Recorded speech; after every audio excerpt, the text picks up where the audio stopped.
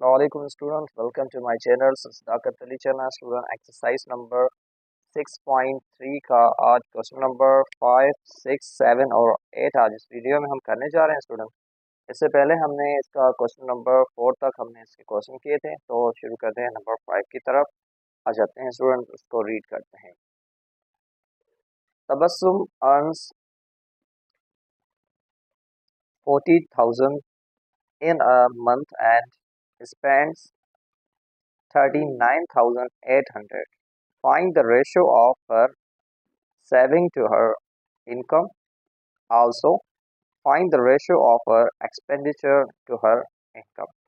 इसलिए हमने यहाँ पे रेशो फाइंड करना है। अब रेशो हमने क्या फाइंड करना है? तबस्सुम की जो इनकम है और उसकी जो इनकम है, और उसके साथ हमने रेशो फाइंड करना है उसकी इनकम और उसका जो अमाउंट, जो उसकी सेविंग अमाउंट है, वो हमने रेशो फाइंड करना है, मतलब कि उसकी इनकम और उसका सेविंग अमाउंट। और उसके बाद हमने दूसरे नंबर पे फाइंड करना है हमने उसका जो एक्सपेंडिचर है और उसकी जो टोटल इनकम है उसके हिसाब से। ठीक है स्टूडेंट, तो यहाँ हम फर्स्ट नंबर पे आ जाते हैं। हम फर्स्ट नंबर पे उसकी जो इनकम है स्टूडेंट वो है 42,000 और के जो सेविंग है स्टूडेंट, सेविंग है उसकी वो है हमारे पास यहाँ पे उसकी सेविंग है 2,200। हमें ये कैसे पता चले कि हमारे पास जो उसकी जो सेविंग है वो कितनी होगी? तो स्टूडेंट हम क्या करेंगे, ये जो हमारे पास टोटल अमाउंट है ना 40,000, उसमें से हमने 39,800 सब्ट्रैक्ट करना है। उसके बाद जो हमारे पास अमाउंट आएगा उसमें वो अमाउंट आ रहा है हमारे पास 2,200।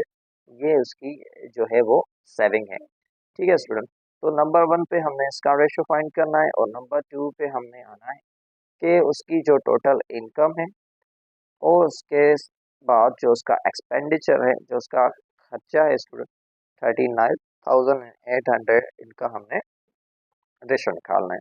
ठीक है स्टूडेंट, तो आ जाते हैं सोल्यूशन की तरफ स्टूडेंट। तो हम यहाँ इसके डबल ज़ीरो कट करेंगे स्टूडेंट, तो ये आ गया हमारे पास 42 एंड 0। अब यहाँ पे 2 एंड 2 आ गया हमारे पास। ठीक है स्टूडेंट, अब आ जाते हैं 2 की टेबल अगेन यहाँ पे पढ़ते हैं हम 2 टाइम और यहाँ पे 1 टाइम एंड 0 एंड 2 की टेबल 1 1 11 टाइम। तो स्टूडेंट ये आ गया हमारे पास आंसर उसकी जो सेविंग है, ठीक है, और उसकी मंथली इनकम है, उसके हिसाब से इसकी ये हमारे पास आ गया। ठीक है स्टूडेंट, तो ये आ गया नंबर 1 उसकी जो मंथली इनकम और उसकी सेविंग है। अब आ जाते हैं उसकी जो इनकम है और उसका एक्सपेंडिचर, उसके हिसाब से आ जाते हैं सोल्यूशन की तरफ। तो स्टूडेंट डबल ज़ीरो यहाँ कट किया, डबल ज़ीरो यहाँ कट किया, तो ये आ गया 4 2 एंड 1 0 और यहाँ पे 3 9 और 8। ठीक है स्टूडेंट, अब 2 की टेबल लगाते हैं, इस पे आ जाते हैं 2 की टेबल 2 टाइम, 2 की टेबल 1 टाइम। ठीक है, एंड ये 2 की टेबल यहाँ पे 1 टाइम हमने पढ़ी, आ गया 0। अब यहाँ पे 2 की टेबल 1 टाइम एंड 2 की टेबल यहाँ पे 18 पे 9 टाइम और यहाँ पे हम आ जाते हैं तो ये भी 18 इस पे 9 टाइम। ठीक है स्टूडेंट, तो ये आ गया हमारे पास रेशियो उसका, जो उसका एक्सपेंडिचर और उसकी मंथली इनकम है। तो ये हो गया क्वेश्चन नंबर 5। चलते हैं क्वेश्चन नंबर 6 की तरफ। तो स्टूडेंट क्वेश्चन नंबर 6 की तरफ आगे जो हमारे पास है, if Naveed can read 45 pages of a book in 75 minutes. Find the time he takes to read the book of 876 pages. ठीक है स्टूडेंट, पहले हम इसकी डेटा बनाएंगे, मतलब कि इसको रखेंगे। आ जाते हैं देखते हैं। ठीक है स्टूडेंट, सोल्यूशन की तरफ आ जाते हैं हम। तो पहले हम इसकी डेटा रखेंगे। अब नवीद 45 पेजेस जो है, ये पेजेस हैं स्टूडेंट, ठीक है, 45 पेजेस, वो 45 पेजेस हैं, उसको पढ़ने में वो मिनट जो लगाता है। ठीक है स्टूडेंट, वो मिनट उसके 75 लगते हैं।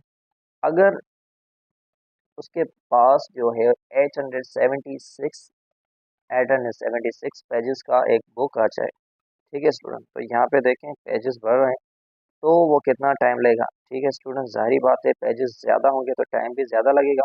तो यहाँ पे हम ये प्रोपोर्शन का हमारे पास क्वेश्चन है। तो स्टूडेंट 45 पेजेस में 75 मिनट लगते हैं, तो 876 पेजेस में जाहिर बात है टाइम लगेगा, क्योंकि ये चीज़ बढ़ रही है तो यहाँ पे ये भी चीज़ बढ़ेगी। ये आ गया प्रोपोर्शन, मगर ये स्टूडेंट हमारे पास डायरेक्ट प्रोपोर्शन है। ठीक है स्टूडेंट, अब आ जाते हैं हम यहाँ पे रखेंगे 876 और यहाँ पे 45 प्रोपोर्शन, और यहाँ पे x और यहाँ पे 75। ठीक है स्टूडेंट, अब आ जाते हैं स्टूडेंट यहाँ पे, ये हो गया मीन और ये एक्सट्रीम। ठीक है, 45 मल्टीप्लाई बाय x एंड यहाँ पे 75 मल्टीप्लाई बाय 876। तो स्टूडेंट यहाँ पे x जो है हमारी वो सेम रहेगी। अब ये यहाँ पे इस पे मल्टीप्लाई कर रहा है। ठीक है, 45 x के साथ तो ये आ जाएगा, ये हो जाएगा डिवाइड में 75 मल्टीप्लाई बाय 876 डिवाइडेड बाय 45, 45 के साथ ये डिवाइड होगा। तो स्टूडेंट यहाँ पे 3 की टेबल पढ़ते हैं, 3 की टेबल 3 की टेबल पढ़ें नहीं, 15 की टेबल जा रही तो 15 की टेबल पढ़ेंगे, ये 3 टाइम, और 15 की टेबल्स पे आ गई 5 टाइम। ठीक है स्टूडेंट, अब यहाँ पे हम 3 की टेबल पढ़ते हैं, तो 3 की टेबल यहाँ पे 1 टाइम जा रही है। ठीक है स्टूडेंट, और 3 की टेबल 6 पे जाएगी, यहाँ पे 8 है तो 6 पे जाएगी 2 टाइम, और 2 यहाँ पे हम देंगे तो ये हो जाएंगे 27। ठीक है स्टूडेंट, इसको टू देंगे तो 27, और ये 27 पे जाएगी ये 9 टाइम। ठीक है, 27 पे हमारी 9 टाइम गई, और उसके बाद यहाँ पे 9 टाइम गई तो स्टूडेंट यहाँ पे 6 पे जाएगी 2 टाइम। ठीक है स्टूडेंट, तो ये आ गया हमारे पास जो इसका। अब इसको हम क्या करेंगे स्टूडेंट, इसको हमने मल्टीप्लाई करना है, यहाँ पे जो हमारे पास 5 है उसके साथ हम इसको मल्टीप्लाई करेंगे। ठीक है स्टूडेंट, तो ये 295 92 सॉरी 92 मल्टीप्लाई बाय 5, 2 5 ज़ा 10, 0 यहाँ पे और 1 यहाँ पे, एंड 5 9 ज़ा 45 और 1 46, 6 यहाँ पे और यहाँ पे, 2 5 ज़ा 10 और 1 4, ये 2 5 ज़ा 10 और 4 14।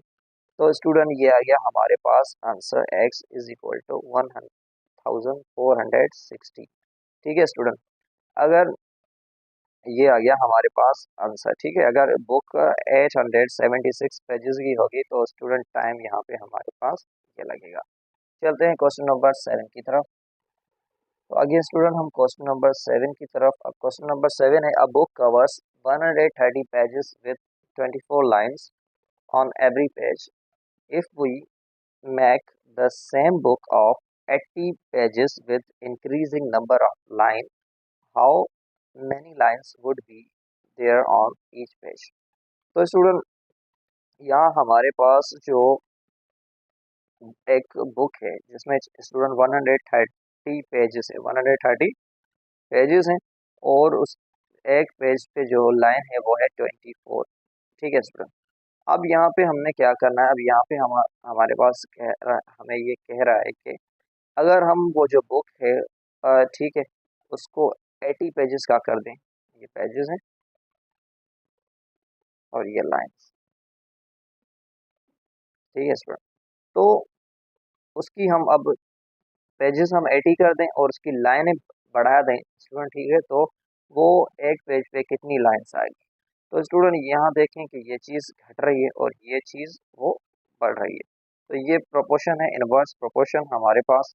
ठीक है स्टूडेंट, तो हम आ जाते हैं, सबसे पहले हमने जब भी आपके पास इनवर्स प्रोपोर्शन आए तो आपने जो जहाँ पे ये जो एरो स्टार्ट हो रहा है, मतलब कि जो एरो का फेस है वो वाला वैल्यू आपने रखना है। ठीक है, उसके बाद ऊपर वाला वैल्यू 130 जो भी होगा। ठीक है स्टूडेंट, यहाँ पे जो भी एरो हो, ठीक है स्टूडेंट 24, उसके बाद आपने यहाँ पे एक्स रखना है। ठीक है,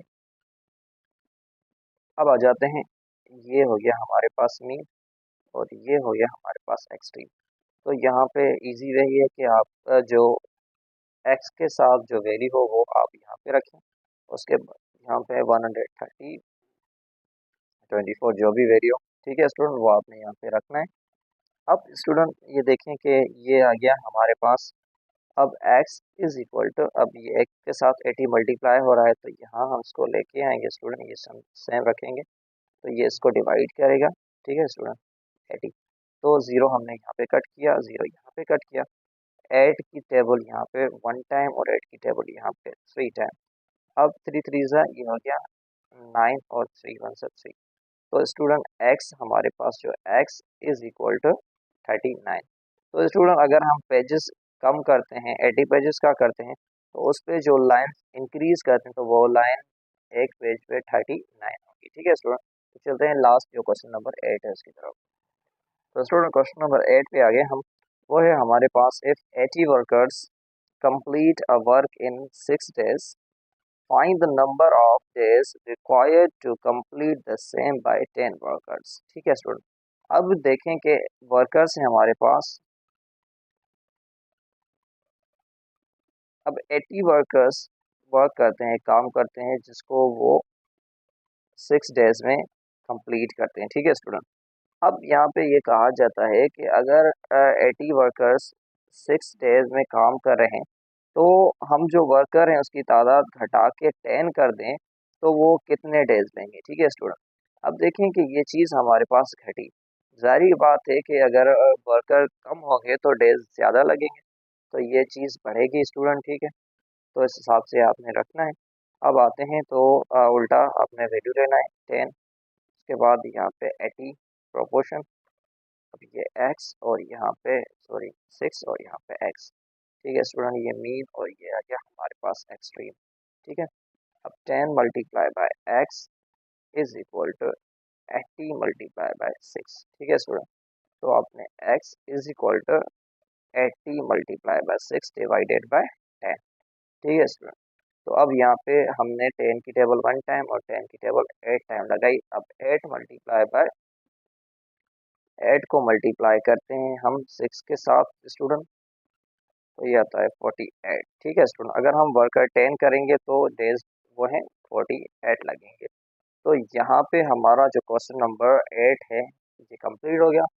उसके साथ ये जो हमारी एक्सरसाइज थी, एक्सरसाइज नंबर 6.3 यहाँ पे कंप्लीट हो गई, और उसी के साथ हमारा यूनिट जो 6 था वो भी यहाँ पे कंप्लीट हो गया।